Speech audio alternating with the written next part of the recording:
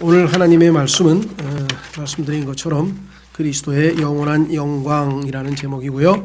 그 영광이 요한복음 전체에 걸쳐서 영원전, 과거부터 지금 현재 그리고 앞으로 다가오실 영광이 7가지 방면으로 계시되어 있는 것을 우리가 한번 살펴보려고 합니다. 제가 그리스도인이 되고 난 다음에 성경을 읽으면서 모르는 것 투성이죠, 당연히. 정말 많은 부분이 어렵고 힘들지만 알듯 말듯 뭔가 좀 당혹스러운 그런 구절들도 있었습니다. 그 중에 하나가 로마서 3장 23절인데, 모든 사람이 죄를 범하였으므로 하나님의 영광에 이르지 못하더니 라는 구절이었죠. 하나님의 영광이라고 하는 말도 정확한 의미를 우리가 쉽게 파악하기는 어려운데 두 가지가 어떻게 이렇게 연결이 되었을까?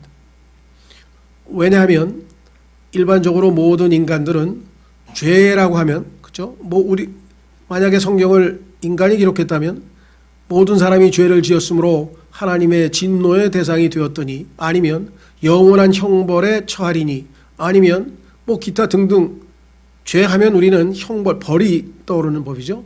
그래서 인간의 가장 최고의 지성이라고 알려진 누굽니까? 도스토옙스키인가요? 죄와 벌이 톨스토이인가? 도스토옙스키인가? 하여간 그 죄와 벌이라고 하는 그 유명한 아주 정말 소설이고, 그 내용을 읽어보면 인간과 관련된 깊이 있는 사색을 할 수 있는 좋은 책인데, 사람들은 죄하면 바로 벌을 떠올리게 되어 있습니다. 그렇죠? 그건 인간 생각이고, 하나님은 죄하면 벌부터 떠올리시는 분이 아니세요. 하나님께서는 죄로 말미암아 죄인이 되어버린 인간이 상실해버린 것, 누려야 하는데, 향유해야 되는데 상실해버린 그 하나님의 영광을 떠올리는 것이에요. 얼마나 비참합니까? 벌 받는 게 비참한 게 아니라, 벌 받는 건 물론 비참하죠. 그러나 더 비참한 것은 하나님의 영광에 다가서지 못하는, 하나님의 영광, 하나님과 함께 영광을 누리면서 지낼 수 있었던, 교제 가운데 있었던 인간이 그 영광에 접근조차 하지 못하는 딱한 처지가 되었다는 사실. 그렇죠?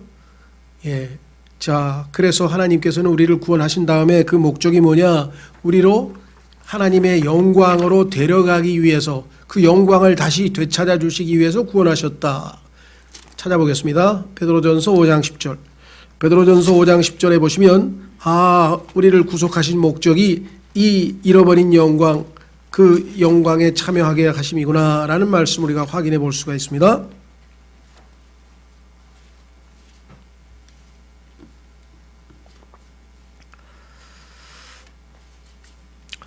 받들어 읽겠습니다. 10절. 그러나 모든 은혜의 하나님 곧 그리스도 예수님을 통해 우리를 부르사 자신의 영원한 영광에 이르게 하신 분께서, 모든 사람이 죄를 범하였으므로 하나님의 영광에 이르지 못하더니 하는 딱한 처지에 놓인 인간이 예수 그리스도를 믿고 보배로운 피로 죄 씻음을 받고 이제 정결하게 되어서 거룩하게 되어서 하나님 앞에 언제든지 다가가 그분의 영광에 이르게 되는 어마어마한 복을 누리게 되었다. 그래서 여기 목적이 뭐냐?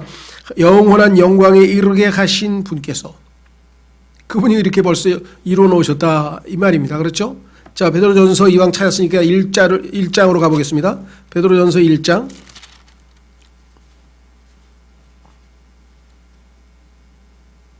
7절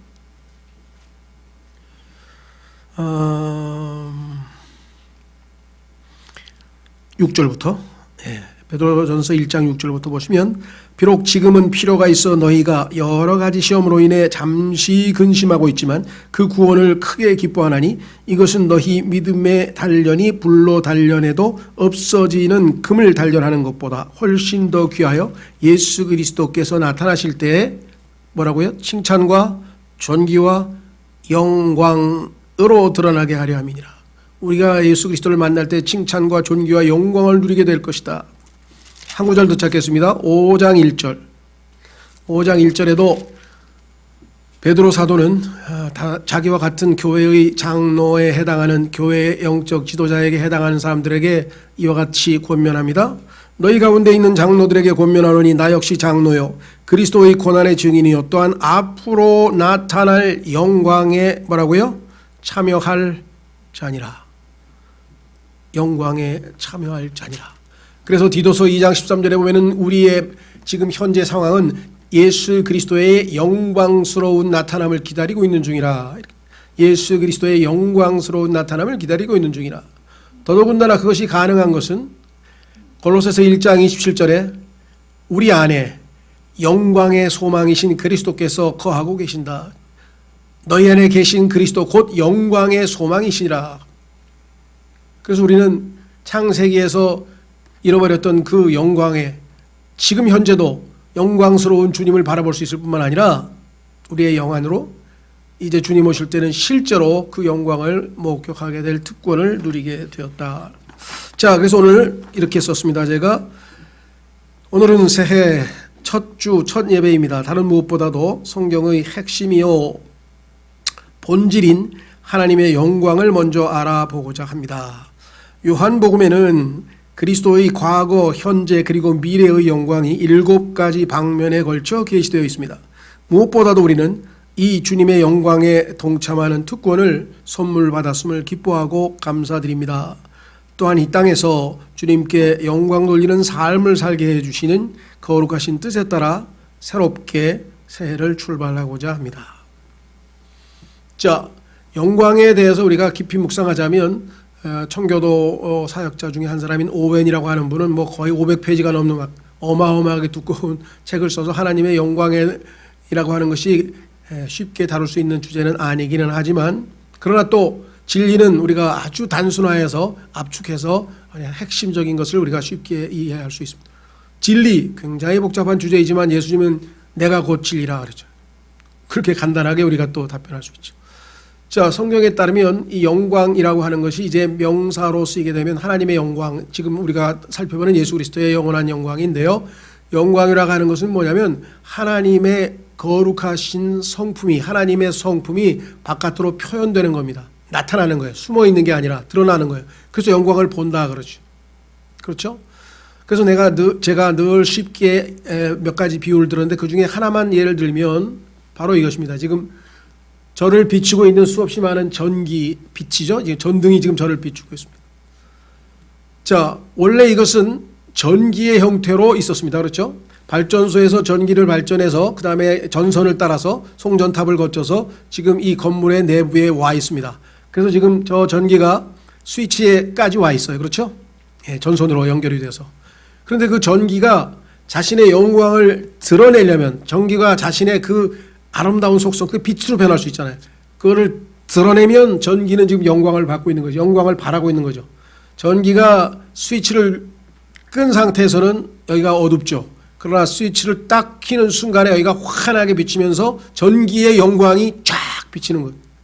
하나님이 어떠하십니다. 예수님께서 이 땅에 그냥 말씀도 하지 않고 아무 일도 안 하고 그냥 살아계셨다면 아무도 하나님의 영광을 볼 수 없지만 예수 그리스도께서 하나님의 말씀으로 하나님을 표현하고 기적을 통해서 역사하심으로 하나님의 어떠하심을 보여주니까 우리는 영광을 볼 수 있게 되는 것이죠. 그렇죠? 그래서 하나님의 속성을 바깥으로 표현해내는 것, 나타내는 것, 이거 우리가 영광이라고 하고요. 예. 두 번째는 동사로 영광을 번역할 때는 자랑한다로 번역했습니다. 누구든지 자랑하는 자는 주를 자랑할지니라 그랬죠. Glory in the Lord. 그리스도인들도 제일 많이 쓰는 표현 중에 하나가 뭐냐면 먹든지 마시든지 그 무엇을 하든지 하나님께 영광을 돌리라. 너 왜 사니? 나는 하나님께 영광을 돌리려고 산다. 라는 표현을 우리가 아주 의미 있게 잘 사용을 하는데 실제적으로 그 영광 돌린다고 하는 것이 무엇일까? 물론 마태복음 5장에 나와 있는 것처럼 너희 안에 있는 빛을 바깥으로 비추어서 너희의 선한 행실로 하나님께 영광을 돌리라. 이렇게 성경에 나와 있으니까 우리의 행실이 하나님을 표현하는 모습으로 하나님의 성품을 내 삶에서 표현하면 하나님께서 영광을 받으시는구나. 그렇죠? 예. 두 번째는 자랑한다고 아까 얘기했잖아요. 자랑하는 거예요. 그렇죠? 우리 하나님은 정말 온 우주의 유일하신 분이고 그와 같으신 분은 없으시고 거룩하신 분이시고 선하신 분이시고 참으로 은혜로우신 분이시고 하나님은 정말로 좋으신 분이, 이런 하나님의 어떠하심에 대해서 우리가 사람들에게 자랑을 하면 그것이 하나님께 영광을 돌리는 것이겠죠. 자, 이와 같은 전제를 우리가 바탕으로 해서 이제 요한복음에서 나오는 7가지 예수 그리스도의 영원하신 영광의 측면들을 살펴보려고 합니다. 첫 번째, 그리스도의 영원전 영광, 영원전부터, 즉 창세기 1장 1절 이전부터 예수 그리스도는 영광을 지니고 계셨는데, 영광스러우셨는데 그 영광은 그때 어떻게 나타났을까? 성경에 보니까 사랑, 하나님과 예수 그리스도, 아들과 아버지 사이의 그 긴밀한 깊은 사랑 안에 하나님의 영광이 나타났다, 이렇게 성경에 나와 있네요. 확인해 보겠습니다. 요한복음 17장. 요한복음 17장은 여러분 잘 아시는 것처럼 예수 그리스도께서 십자가를 지시기 직전에 하나님을 향해서 마지막 제자들에게 요한복음 14장, 15장, 16장에 설교를 하시고, 즉 그 유명한 다락방 설교시죠. 다락방 설교를 마치시고 마지막에 대제사장으로서 제자들과 이 제자들을 통해서 믿게 될 여러분과 저, 그렇죠? 제자들을 통해서 믿게 될 이 땅의 모든 사람들을 위해서 하나님 아버지께 중보 기도를 하신 제사장적 기도라고 우리가 얘기하는데, 그 기도 가운데 우리들을 위해서 기도하시기 직전에 하나님께 일종의 임무 완성 보고서를 하나님께 올립니다. 하나님 아버지께서 이제 내가 이 땅에 내려가서 해야 될 일을 다 마치고 이제 아버지께 돌아가려고 합니다 라고 하면서 손을 들고 큰 소리로 제자들이 듣도록 가르치신 유명한 그 기도가 바로 요한복음 17장인데요 1절서부터 보겠습니다. 정말 예수님의 기도, 육성 기도를 우리가 공부해 보면요, 이 안에 들어있는 어마어마한 내용들인데요, 말씀드린 것처럼 정말 제대로 한번 공부해 보시려면 마틴 로이드 존스라고 하는 분이 요한복음 17장을 약 600페이지에 걸쳐서 약 50여 개의 설교로 강의를 해놓은 게 있어요. 정말 아주 읽어볼 만한 그런 책인데요. 자, 요한복음 17장 1절, 예수님께서 이 말씀들을 하시고 눈을 들어 하늘을 향해 이르시되 아버지여 때가 이르렀사오니, 내가 아버지께로 돌아갈 때가 됐습니다. 아버지의 아들을 영화롭게 하사 아버지의 아들도 아버지를 영화롭게 하도록 하옵소서. 아버지께서 그에게 모든 육체를 다스리는 권능을 주셨사오니 이것은 아버지께서 그에게 주신 모든 자들에게 그가 영원한 생명을 주게 하려 하심이니이다. 그 덕분에 우리가 영원한 생명을 받았죠. 영생은 이것이니 곧 그들이 유일하신 참 하나님인 아버지와 아버지께서 보내신 자 예수 그리스도를 아는 것이니이다.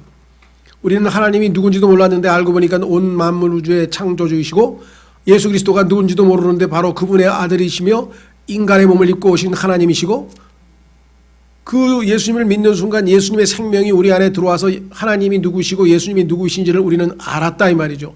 그리고 지금도 계속해서 하나님의 말씀을 통해서 알아가는 지식에서 성장하고 있다. 그래서 너희는 예수 그리스도를 아는 지식에서 자라가라, 은혜 가운데 자라가라 하고 베드로후서 3장에 말씀하고 있죠. 4절, 내가 아버지를 땅에서 영화롭게 하였사오니, 자 주의하십시오.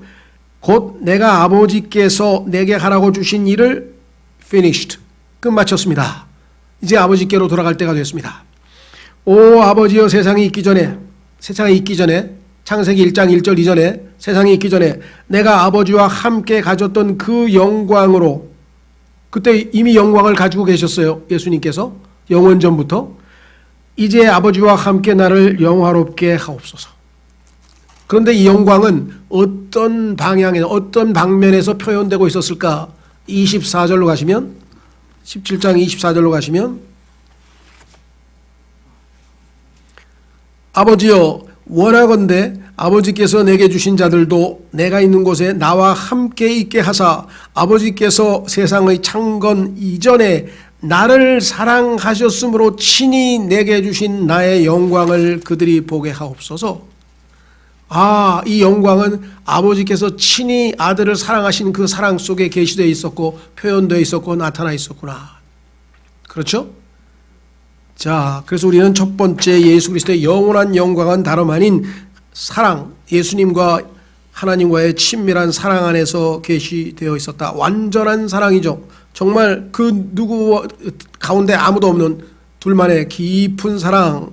자, 그런데 여러분도 아시다시피 이 땅에 존재하는 모든 인간에게 가장 소중한 덕목이 무엇입니까? 사랑이잖아요. 이 땅에 있는 모든 인간이 목말라 하는 것이 무엇입니까? 사랑이잖아요. 사랑 없이는 이 땅에서 그 어떤 인간도 살아갈 수가 없잖아요. 내가 누구에게 사랑을 받고 있다는 것을 안다면 어떠한 역경 속에서도 살 의지가 생기지만 아무리 풍요롭고 좋은 환경에서도 아무에게도 내가 사랑을 받고 있지 못하다고 생각하면 그건 살 의욕이 없고 그건 절망이고, 그렇죠? 자, 그런데 예수 그리스도께서는 바로 그러한 절망을 겪으신 적이 있었는데 다름 아닌 십자가에서 하나님께 버리심을 받고 하나님과 영원토록 그 누리던 교제가 단절이 됐습니다. 왜냐하면 하나님께서 우리를 위하여 아들을 죄가 되게 하셨다. 고린도후서 5장에 보시면 예수 그리스도께서는 우리 때문에 죄가 되셔서 하나님과 교제하실 수가 없어요. 왜? 모든 사람이 죄를 지었으므로 하나님의 영광에 이르지 못하더니 하신 것처럼 예수님도 십자가에 매달려 있는 그 순간에는 우리를 대신하여 죄가 되었기 때문에 하나님과 교제가 끊기고 그 증거로서 하늘이 컴컴해지면서 하나님과의 완전한 단절과 암흑 가운데 머물러 있습니다. 절규하셨죠. 나의 하나님 어찌하여 나를 버리셨나이까. 그런데 예수님은 이제 그 이후에 부활로 말미암아 다시 아버지와 예전에 영원전 창세 이전에 누렸던 그 영광으로 회귀할 것을 잘 알고 하나님께 기도하고 있습니다. 하나님 아버지, 내가 그때 누렸던 그 영광으로 이제 나를 영화롭게 해 주십시오. 그래서 언젠가 다시 회복될 주님과의 긴밀한 소통, 긴밀한 관계, 교제 가운데로 회복되실 것입니다. 자, 그래서 예수 그리스도의 영원전 영광은 하나님 아버지와의 깊은 사랑 속에 계시되어 있었다. 두 번째, 구약시대의 예수 그리스도의 영광은 이사야가 목격을 했는데 한번 가보겠습니다. 오늘 읽었던 구절이죠. 아까 읽었으니까 다시 찾겠습니다. 이사야가 하나님의 왕자를 보는 순간 하나님의 영광이 온 땅에 가득하게 팍 있는 것을 목격했죠. 자, 이것은 그리스도의 영광이라고 하는 것을 요한복음 12장에서 설명을 했습니다. 자, 요한복음 12장 41절에 가면 나사로를 기적으로 일으키셨죠. 주님의 권능으로 나사로를 살리신 그분께서, 그렇죠, 나사로를 살리신 그분의 능력을 우리가 목격을 했는데요. 예, 찾으셨습니까?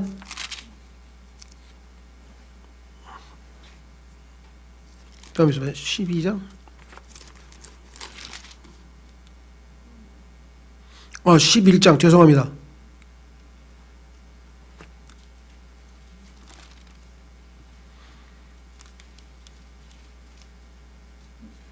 (11장 40절에) 보시면 예수님께서 그녀에게 이르시되 내가 네게 말하기를 네가 믿고자 하면 아니 지금 뭘 얘기하는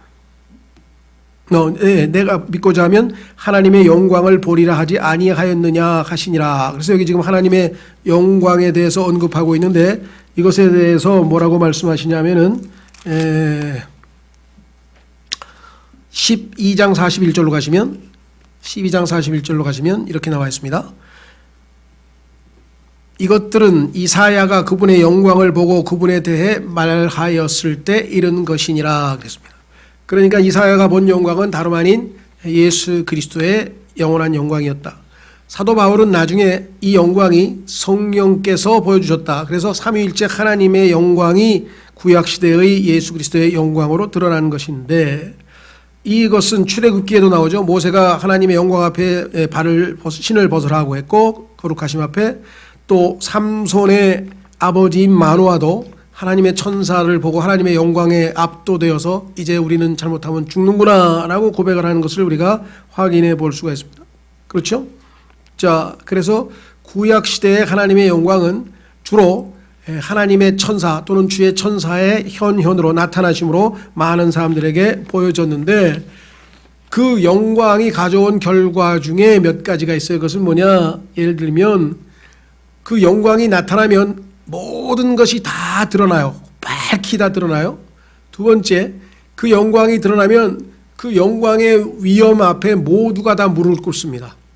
예를 들면 마노아는 아이고 하고 자기가 죽게 되었다고 자신의 추함을, 자신의 더러움을 아버지 앞에, 하나님 앞에 고백했죠. 그 다음에 이사야는 어떻게 했습니까?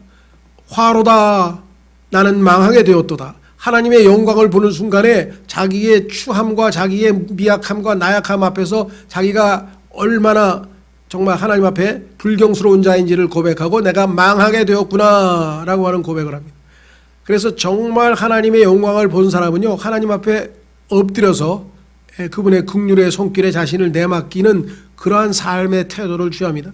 그리스도인들도 하나님의 영광을 제대로 알고 신앙생활을 하는 사람들은 그분 앞에서 항상 두려움 가운데 엎드려, 그죠? 엎드려 있는 자신의 모습을 우리가 보게 될 것입니다. 자, 그래서 우리는 두 번째 구약시대의 그리스도의 영광을 우리가 살펴보았고, 이것을 신약의 요한복음 12장 41절에서 설명을 했다. 세 번째는요, 그리스도의 영광은 성육신에서도 계시됩니다. 자, 예수님께서 육체를 입고 나타나셨는데 딱 보니까 사람들이 영광이 보이더라. 영광이 보이더라. 요한복음 1장. 요한복음 1장.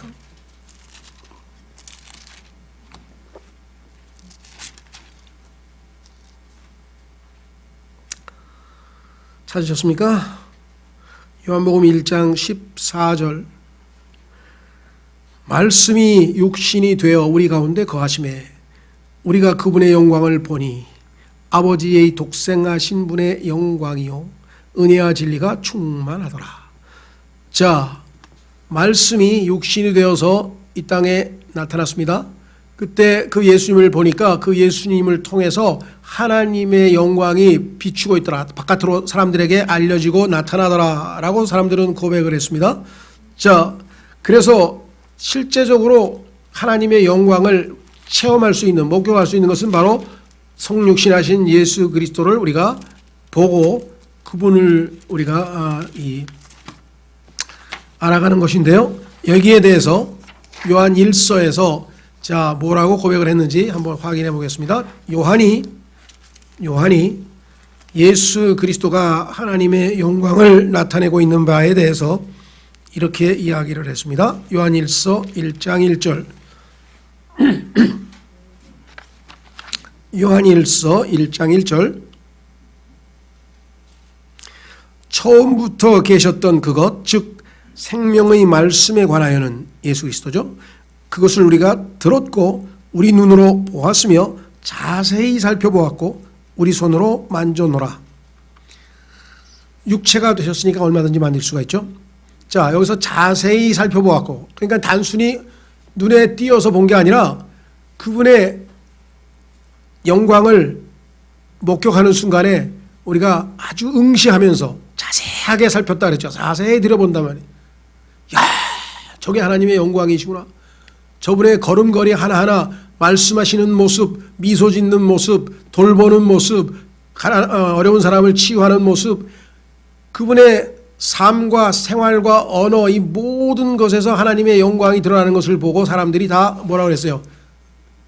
하나님의, 여기 보니까 영광을 보았더라 라고 응시하더라, 쳐다보더라, 아주 바라보더라, 이렇게 성경에 기록되어 있는 것을 보입니다. 영광의 특성 가운데 하나는 빛이 비치는 것처럼, 해가 비치는 것처럼 비치는 것인데, 예수 그리스도께서 걸어가시는 곳마다 어둠이 물러가고 항상 빛나는 그러한 영광을 이 땅의 33년 반의 삶에서 항상 나타내 보이셨죠.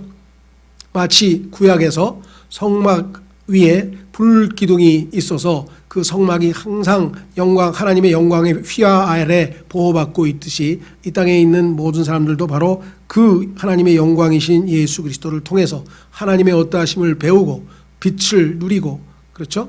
그래서 예수 그리스도는 성육신을 통해서 영광을 드러내셨다. 네 번째 그리스도의 영광은 권능의 역사에도 계시된다. 자, 요한복음 2장 11절에 예수님께서 행하신 첫 번째 기적이 기록되어 있습니다. 그렇죠? 확인해 보겠습니다. 예수님께서 이제 나사렛 고향 나사렛 예수라고 하는 그 분께서 다름 아닌 하나님의 아들이심을 입증하기 위해서 드디어 이제 공생애를 시작을 하고 사람들 앞에 그것을 영광을 드러내는 첫 번째 사건. 사람들이 봤을 때 와 하고 입을 떡 벌리고 그분께 영광을 돌릴 수밖에 없는 그와 같은 상황이 첫 번째 기적이었는데요. 그 기적이 다름 아닌 요한복음 2장 11절에 가나라고 하는 조그마한 시골 마을에서도 있었습니다. 여러분 생각 어떠세요? 이 세상 사람들이 자기가 그와 같은 영광을 가진 사람은 어디서 나타나겠어요? 광화문 한복판에 가가지고 많은 사람들 앞에 가서 높은 단상 만들어서 나를 봐라 하고 외칠 텐데 저 그리스도처럼 자기가 영광을 독차지하려고. 그런데 예수 그리스도께서는 하나님의 영광을 바라시는데 저 시골에서 결혼하는 그 가나라고 하는 시골 마을의 결혼식장에서 자신의 영광을 처음으로 드러내셨다. 사람과 하나님의 차이를 여기서 알 수가 있겠죠. 자, 확인해 보겠습니다. 요한복음 2장 11절 예수님께서 기적들 중의 이 처음 기적을 갈릴리 가나에서 행하사 자신의 영광을 나타내시니 그분의 제자들이 그분을 믿으니라. 자, 예수 그리스도의 영광을 본 사람은 그분을 안 믿을 수가 없습니다. 그분이 누구인지 모르니까 지금 안 믿지, 제대로 알아만 본다면 그분의 영광을 어찌 우리가 수용치 않을 수 있겠는가. 여기 보니까 자신의 영광을 나타내시니 그분의 제자들이 그분을 믿으니라. 그래서 예수 그리스도의 영광은 이와 같은 권능의 기적의 역사 속에서도 나타나 보였다라고 성경은 우리에게 말씀하고 계시죠.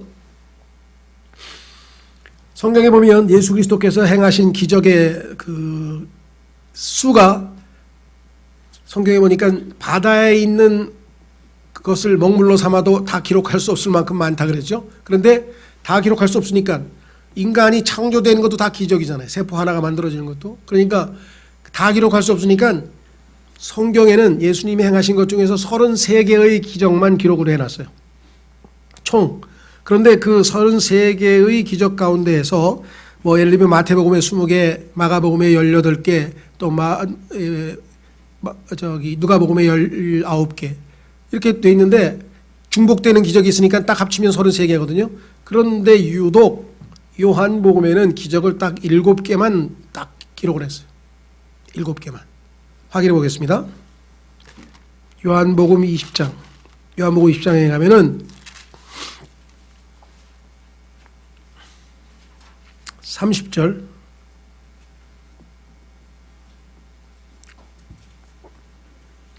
요한복음 20장 30절. 진실로 예수님께서 자기 제자들 앞에서 이 책에 기록되지 않은 다른 표적들도 많이 행하셨으나 이것들을 기록하면, 즉 7개, 이 기적을 기록하면 예수님께서 하나님의 아들 그리스도이심을 너희가 믿게 하려 하며 또 믿고 그분의 이름을 통해 생명을 얻게 하려 함이니라. 요한복음을 읽고 그 중에서도 7가지의 기적을 통해서 하나님의 영광을 보게 된다면 이 예수 그리스도를 안 믿을 자가 누가 있느냐 이 말이죠. 믿기만 하면 구원을 바로 얻을 수 있다. 영원한 생명을 얻게 할 수 있다라고 성경은 우리에게 기록해 놓은 것을 보면 성경에 7이라고 하는 숫자가 완전한 숫자라는 것을 알고 그래서 계시록에서는 7이라고 하는 숫자가 반복되는 것을 알게 되죠. 하나님께서는 이 7가지 기적만 기록을 하셨지만 그 목적은 충분히 예수 그리스도를 통해서 드러나는 하나님의 영광을 통해서 사람들이 예수 그리스도를 믿고 구원을 받을 수가 있다. 다섯 번째 예수 그리스도의 영광은 그분의 동정심에서도 발견된다. 자, 아까 우리가 잠깐 언급했던 그 기적, 다시 말하면 나사로의 기적이죠.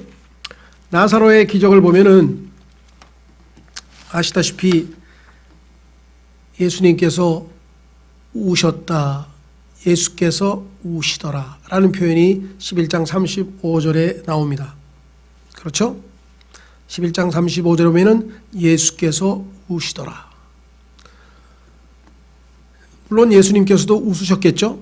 그리고 시편 2편에 보면은 이 땅에 있는 악한 통치자들에 대해서 하나님께서 하늘에서 비웃으셨다는 표현이 없는 건 아니지만 복음서 자체에는 예수님이 웃으셨다라고 하는 기록은 없어요.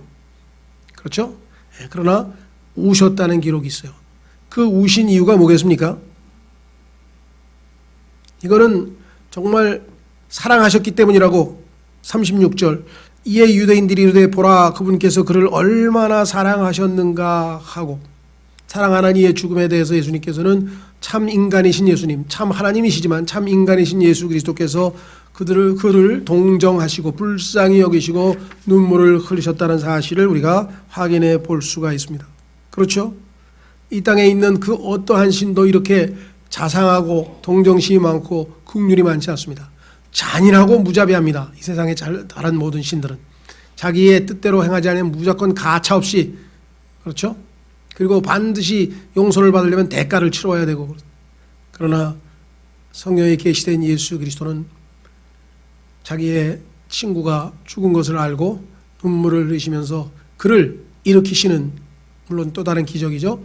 그 기적을 통해서 영광을 드러내시되 그분이 얼마나 죄인들을 사랑하셨는지 그 동정심을 통해서 하나님의 영광을 이 땅에 있는 사람들에게 표현했습니다.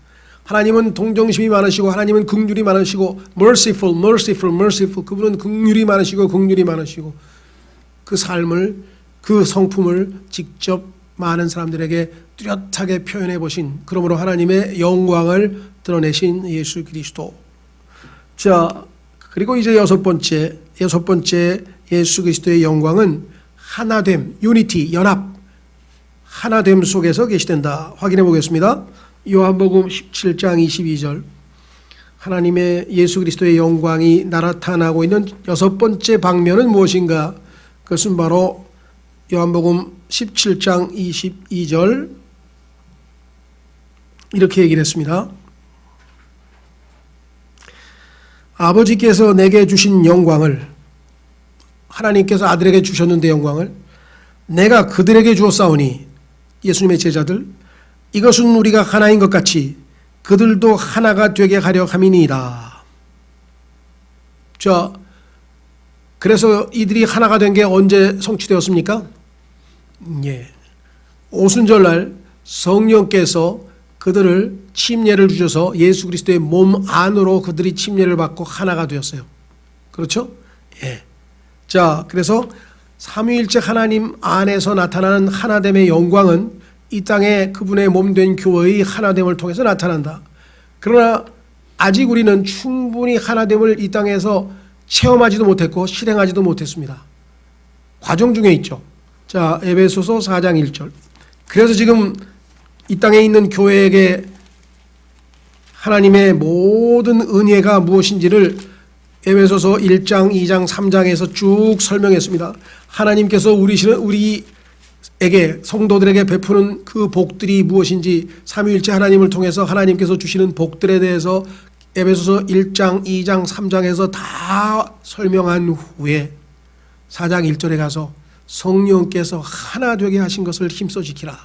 그게 교회에 당부한 첫 번째 명령이에요. 그래서 교회의 그리스도인들은 자기가 예수 그리스도 하나됨 뿐만 아니라 머리와 지체로서 다른 옆에 있는 지체들과도 우리가 다 하나라고 하는 사실을 우리가 인식하고 힘써 지켜서 표현될 때, 아, 이 교회 사람은 정말 예수님 안에서 하나구나라는 것이 표현될 때 사람들은 영광을 볼 수 있다. 하나님의 영광, 예수 그리스도의 영광을 우리가 표현하기 때문에.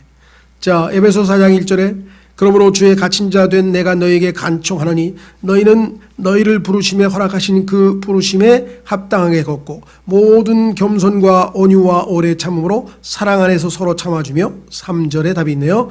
화평에 매는 띠로 성령이 하나 되게 하신 것을 힘써 지키라. 성령이 하나 되게 하신 것. 예수 그리스도께서는 아버지와 하나 된 가운데 영광을 지니고 계셨고 자신의 몸된 교회에도 그 영광을 주셨다라고 성경은 우리에게 분명하게 말씀하고 있습니다. 그렇죠? 자, 마지막으로 그리스도의 미래의 영광은 다시 오심으로 종결됩니다. 그렇죠? 이제는 그 육안으로 우리가 목격할 수 있는 그러한 놀라운 영광을 우리가 직접 보게 되고 그 영광의 동참하게 될 어마어마한 영광스러운 순간이 우리의 마지막을 기다리고 있습니다. 이 땅에 있는 어떤 인간도 해피엔딩을 기대할 수가 없죠. 왜?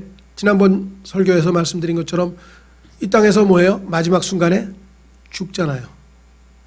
태어날 때가 있으면 죽을 때가 있잖아요. 그런데 우리들에게는 태어날 때가 있고 죽을 때가 있어요, 없어요? 있죠, 물론. 그러나 다시 부활해서 영원한 생명이 우리를 통해서 발현이 되겠죠. 따라서 우리는 결코 헛되지 아니하고 우리는 이 땅에서 유일하게 해피엔딩으로 끝나는, 수없이 많은 사람들이 드라마를 보든 영화를 보든 해피엔딩이 아니고 막 그 비참하게 되는 것들을 너무 많이 봐서 정말 회의적으로 이 삶에 대해서 낙관적이지 못하고 다 회의에 빠졌는데, 특히 사람들이 성선설, 인간은 굉장히 선하고 인간이 뭔가 유토피아를 이루고 정말 낙원을 되찾을 것 같이 생각했던 시절들이 있었어요. 왜? 산업혁명 이후에 계몽주의가 돌아와서 사람들이 점점 문명이 발전하고 이제 굶주림에서 벗어나고 자유를 즐기고 예술을 즐기고 막 이러다 보니까 뭔가 인간이 될 것 같았죠. 그래서 인간의 인간됨을 마음껏 자랑하는 낭만주의라고 하는 그러한 사조가 막 뭡니까? 음악, 다음에 소설, 뭐 온갖 여러 가지 예술 장르에서 다 펼쳐져서 막 인간을 드높이고 막 했었던 일이 있었는데, 1차 세계대전이 터지면서 아주 그냥 그 꿈이 산산조각이 났어요. 인간이 이제 인간다움을 마음껏 표현한 것 같았는데 거기서 전쟁이 터졌죠. 30년 후에 그 어마어마한 전쟁이 끝났는데 30년 후에 또 전쟁이 터졌어요. 그래서 2차 세계대전 이후로 이 땅에는 완전히 낙관주의는 사라져버렸습니다. 다 회의론자가 됐어요. 인간에 대해서 더 이상 기대하는 게 없죠. 그 이후에 악화일로 돼서 오늘날 이 땅에 있는 모든 사람들은 그 누구를 신뢰할 만한 그것이 하나도 없습니다. 성경에도 말씀하셨죠. 너희는 이 땅에 있는 통치자들을 신뢰함보다 하나님을, 주를 신뢰하는 것이 it is better, 더 낫다. 우리는 신뢰할 만한 분을 믿는 거예요. 신뢰해도 전혀 문제가 되지 않을 만한 유일하신 분은 하나님 한 분입니다. 그래서 한국이 낳은 훌륭한 기독교인 중에 아니수 자매란 분이 이렇게 얘기를 했죠. 인간은 신뢰의 대상이 아닙니다. 그저 사랑의 대상일 뿐입니다. 우리의 신뢰의 대상은 오직 하나님 한 분뿐입니다.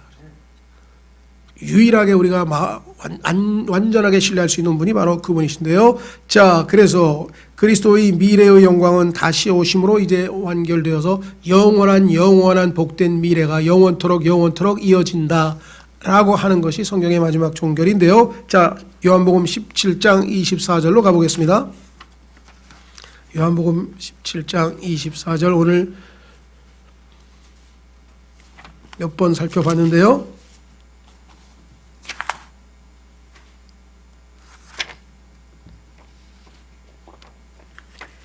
이렇게 얘기했습니다.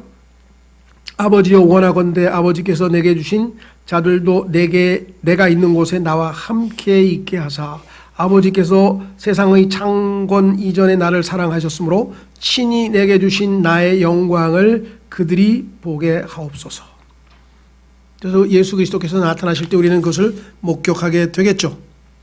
그렇죠? 지금 현재 계시록 5장에 보면은 그분이 영광 가운데 앉아 계신 모습을 우리가 볼 수 있잖아요. 그렇죠?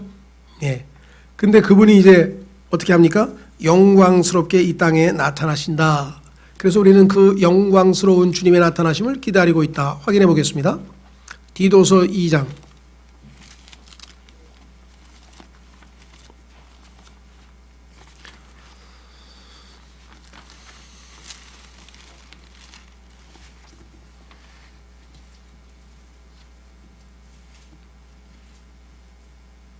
디도서 2장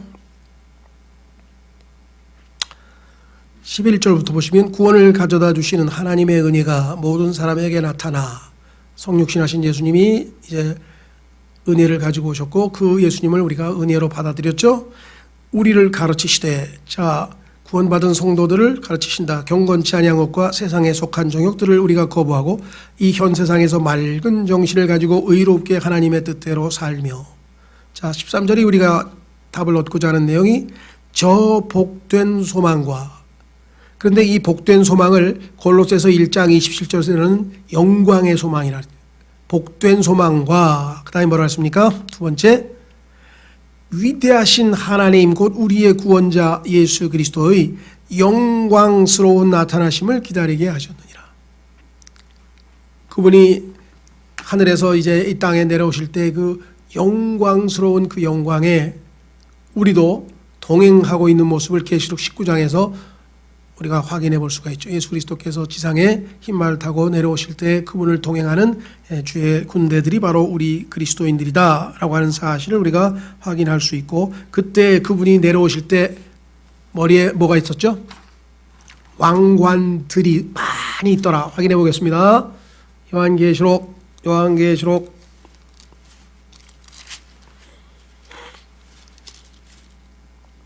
몇 장인가? 19장인가요?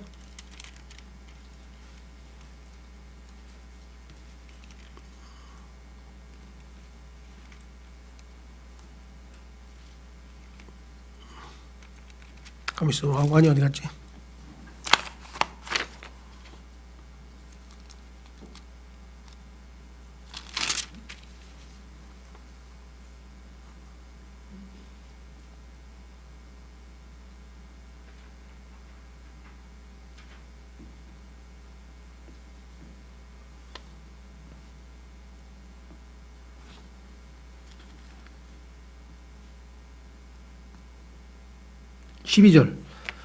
요한계시록 19장 12절.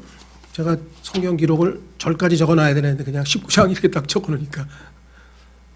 요한계시록 19장 12절 11절로부터면 예수님이 이제 내려오십니다. 또 내가 하늘이 열린 것을 보니 보라 흰 말이라, 그 위에 타신 분은 신실하시니 참되신 이라 불리더라. 그분은 의로 심판하며 전쟁을 하시느니라. 그분의 눈은 불꽃 같고 그분의 머리 위에는 많은 관이 있었으며 또 그분께 기록된 한 이름이 있었으나 그분밖에는 아무도 알지 못하더라. 또 그분께서 피에 담근 옷을 입으셨는데 그분의 이름은 하나님의 말씀이라 불리느니라. 하늘에 있던 군대들이 바로 여러분과 저인데요, 희고 깨끗한 고운 나마포 옷을 입고 흰 말을 타고 그분을 따르더라. 그분의 입에서 예리한 검이 나오는데 그분께서 그 검으로 민족들을 치시고 또 철장으로 그들을 다스리시리라. 또 그분께서는 전능자 하나님의 맹렬한 진노의 포도주 틀을 밟으시며 그분께서 그분의 옷과 넓적다리에 왕들의 왕 주들의 주라고 기록된 한 이름이 있느니라. 자, 12절에 나와 있는 많은 관은 예수 그리스도의 영원한 영광의 여러 가지 모습들을 상징적으로 보여주는 것입니다. 여러분들 관이라는 거 아시죠? 왕관이라고 하는 것은 그 왕의 영광을 나타내는 거잖아요. 온갖 보석이 박혀있고 그 왕관을 딱 쓰고 나타나면 모든 사람이 그 앞에 엎드려서 그 권위에 순종할 수밖에 없는 그것. 그렇죠? 그래서 우리는 오늘 그 많은 왕관들 중에서 요한복음에 나와 있는 7가지만 지금 살펴본 거예요. 그 이후에도 얼마나 많은 영광들을 우리가 성경에서 찾아볼 수 있겠느냐. 그렇죠? 그래서 오늘은 7가지만 요한복음에 게시되어 있는 것만 우리가 한번 확인을 하고, 이 하나님의 영광을 우리가 마지막에 다 함께 참여해서 우리도 그 영광스러운 삶 가운데 우리의 영혼을 보장받았다. 이를 통해서 정말 하나님께 감사할 뿐만 아니라 감격할 뿐만 아니라 이 영광의 소망이 되신 주님이 오시는 것을 사모하는, 갈망하는 그러한 올 한 해가 여러분과 저에게 있기를 간절히 바랍니다. 시간 이를 위해서 다 같이 잠깐 기도하겠습니다.